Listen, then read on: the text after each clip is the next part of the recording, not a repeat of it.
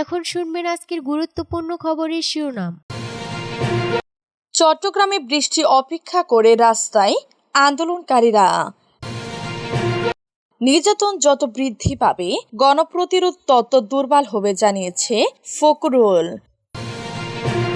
কেন্দ্রীয় শহীদ মিনারে ছাত্র জনতার ঢল। রোকিয়া বিশ্ববিদ্যালয়ের শিক্ষার্থীদের সমাবেশ পদযাত্রায় যোগ দিলেন শিক্ষকরা। ফরিদপুরে জামায়াতের কার্যালয়ে তল্লাশির পর সন্ত্রাস দমন আইনের মামলা, গ্রেফতার এক। সরকারের তদন্তে বিশ্বাস নেই জাতিসংঘের অধীন তদন্ত চাই জানিয়েছে প্রতিবাদ মঞ্চ। চট্টগ্রামে বৃষ্টি উপেক্ষা করে রাস্তায় আন্দোলনকারীরা। চট্টগ্রাম নগরীর বৃষ্টি উপেক্ষা করে রাস্তায় নেমেছেন আন্দোলনকারীরা। আজ শুক্রবার জুমার নামাজের পর নগরের আকন্দ কিলা শাহী জামে মসজিদ থেকে মিছিল বের করে সিটি নিউ মার্কেট হয়ে টাইগার পাস মোড়ে যায়। সেখানে সড়ক অবরোধ করে অবস্থান নিয়েছেন আন্দোলনকারীরা। মিছিল বের হওয়ার পর শুরু হয় বৃষ্টি। এরপর মিছিল নগরীর নিউ মার্কেট এলাকায় যায়। বৃষ্টি কিছুটা থামার পর নগরীর ব্যস্ততম নিউ মার্কেট মোড়ে অবস্থান নেন হাজারো শিক্ষার্থী। এ সময় তারা নেই বিচার সহ সরকার বিরোধী নানা স্লোগান দেন। এরপর মিছিলটি বেলা 3:30টায় আন্দোলনকারীরা টাইগার পাস মোড়ে অবস্থান করেন। সড়কে আন্দোলনকারীরা অবস্থান নেয় বন্ধ হয়ে যায় যান চলাচল। আন্দোলনে অংশ নেয়াদের মধ্যে এক নারী তার সন্তানকে নিয়ে প্রতিবাদ জানাচ্ছেন। নগর পুলিশের সহকারী কমিশনার কোতোয়ালি অঞ্চল অতনু চক্রবর্তী প্রথম আলোকে বলেন, পুলিশ সতর্ক অবস্থানে রয়েছে। ঘটনাস্থলে 2 শতাধিক পুলিশ সদস্য রয়েছেন। শিক্ষার্থীরা তাদের কর্মসূচি পালন করছেন। নির্যাতন যত বৃদ্ধি পাবে গণপ্রতিরোধ তত দুর্বার হবে জানিয়েছে ফখরুল। সরকারকে পদত্যাগ করার আহ্বান জানিয়ে বিএনপির মহাসচিব মির্জা ফখরুল ইসলাম আলমগীর বলেছেন, অতি দ্রুত পদত্যাগ করে জনতার ক্ষমতা জনতার কাছে ফিরিয়ে দেন। নির্যাতন যত বৃদ্ধি পাবে গণপ্রতিরোধ তত দুর্বার হবে। বৃহস্পতিবার গণমাধ্যমে পাঠানো এক বিবৃতিতে তিনি এই আহ্বান জানান। শিক্ষার্থীদের আন্দোলনে বাধা, গুলি দমন, নিবিটন, গ্রেফতার, নির্যাতনের তীব্র নিন্দা ও প্রতিবাদ জানিয়ে এই বিবৃতি দেন বিএনপির মহাসচিব। বিবৃতিতে কোটা সংস্কার আন্দোলনের তৃতীয় শক্তির হত্যা জঙ্গ চালানোর অভিযোগকে সরকারের মিথ্যাচার বলে আখ্যা দিয়েছেন বিএনপির মহাসচিব। হত্যাকাণ্ডের জন্য তৃতীয় শক্তি না খুঁজে নিজেদের অপশক্তিকে চিহ্নিত করতে সরকারের প্রতি আহ্বান জানান তিনি। মির্জা ফখরুল বলেন, সারা বিশ্বের মানুষ দেখেছে ছাত্র সহ সাধারণ জনতার কাছে আগ্নেয়াস্ত্র ছিল না, তা ছিল আইন শৃঙ্খলা বাহিনী এবং সরকারি দলের অঙ্গ সংগঠন ছাত্রলীগ, যুবলীগের হাতে। তারপরেও সরকার শাক দিয়ে মাছ ডাকার জন্য এই মিথ্যাচারের কুরাশ গেয়ে চলেছে।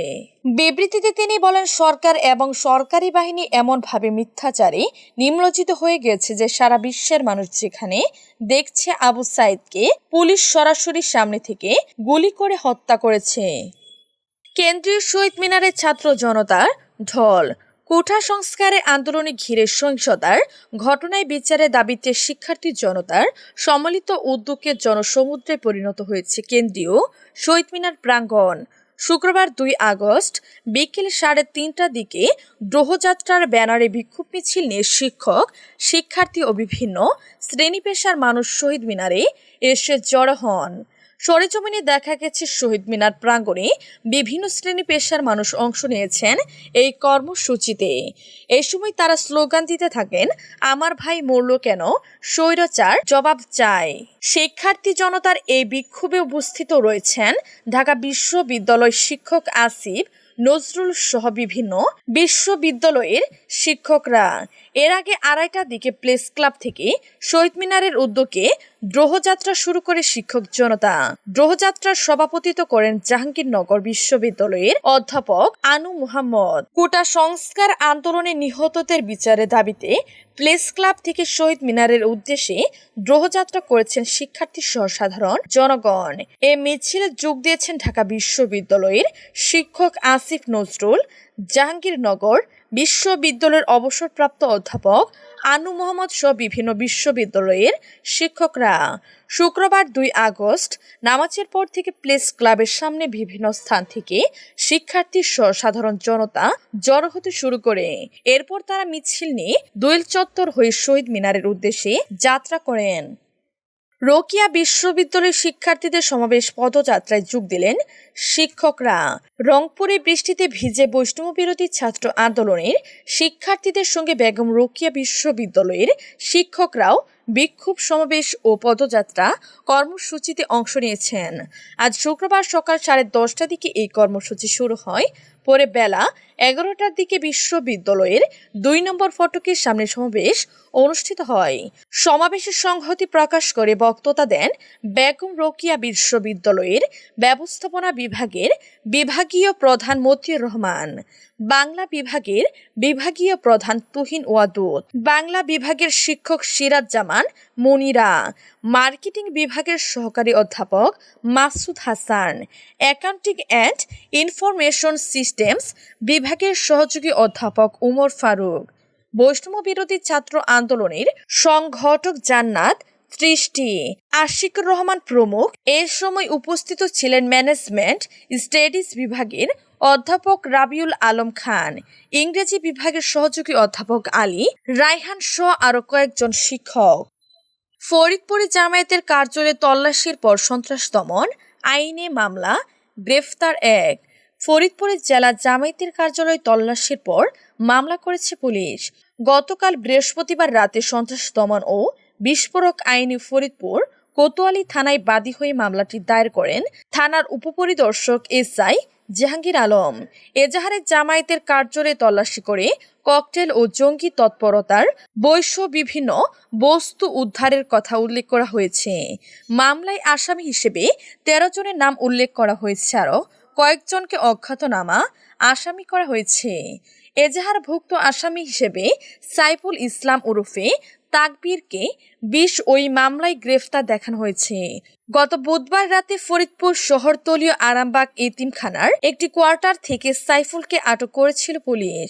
গতকাল বেলা 3:45 বিকেল 4:30 পর্যন্ত শহরের চকবাজার জামে মসজিদ সংলগ্ন মার্কেটের 4 তলায় ওই কার্যালয়ে তল্লাশি করে পুলিশ।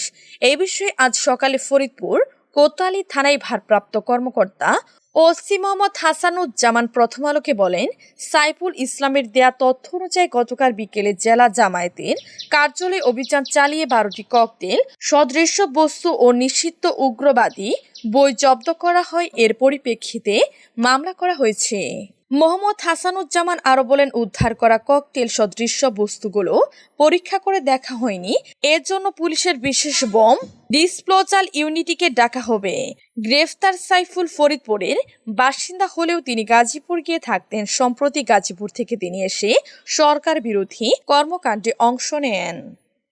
সরকারের তদন্তে বিশ্বাস নেই, জাতিসংঘের অধীন তদন্ত চাই, জানিয়েছে প্রতিবাদ মঞ্চ। কোটা সংস্কারকে কেন্দ্র করে সরকার যেসব তদন্ত কমিটি গঠন করেছে তা দেশের মানুষ মানে না বলে মনে করে নাগরিক সমাজ। তারা বলেছে, সরকারের তদন্তের প্রতি তাদের বিশ্বাস নেই। কোটা আন্দোলনে নিহত, আহত ও ধ্বংসযজ্ঞের তদন্ত হতে পারে জাতিসংঘের অধীন। হত্যাকারীর বিচার চাই শীর্ষক এক মানববন্ধনে নাগরিক সমাজের প্রতিনিধিরা এসব কথা বলেন। আজ শুক্রবার সকালে রাজধানীর জাতীয় প্রেস ক্লাবের সামনে প্রতিবাদ মঞ্চের ব্যানারে নাগরিক সমাজ এই মানববন্ধন করেন। মানববন্ধন শেষে শিক্ষার্থী জনতা হত্যা, হামলা ও মামলার প্রতিবাদে নাগরিক সমাজ একটি শোক র্যালি করে। বৃষ্টির মধ্যে শোক র্যালিটি জাতীয় প্রেস ক্লাবের সামনে থেকে শুরু হয়ে প্রেস ক্লাবে এসে শেষ হয়। মানববন্ধন সঞ্চালনা করেন মানবাধিকার কর্মী মোহাম্মদ নূর খান। আন্দোলনকে কেন্দ্র করে হতাহত ও ধ্বংসযজ্ঞের ঘটনায় জাতিসংঘ ও বিভিন্ন দেশের কাছে প্রধানমন্ত্রী শেখ হাসিনার কারিগরি সহযোগিতা চা প্রসঙ্গে টেনে মানববন্ধনে নূর খান বলেন,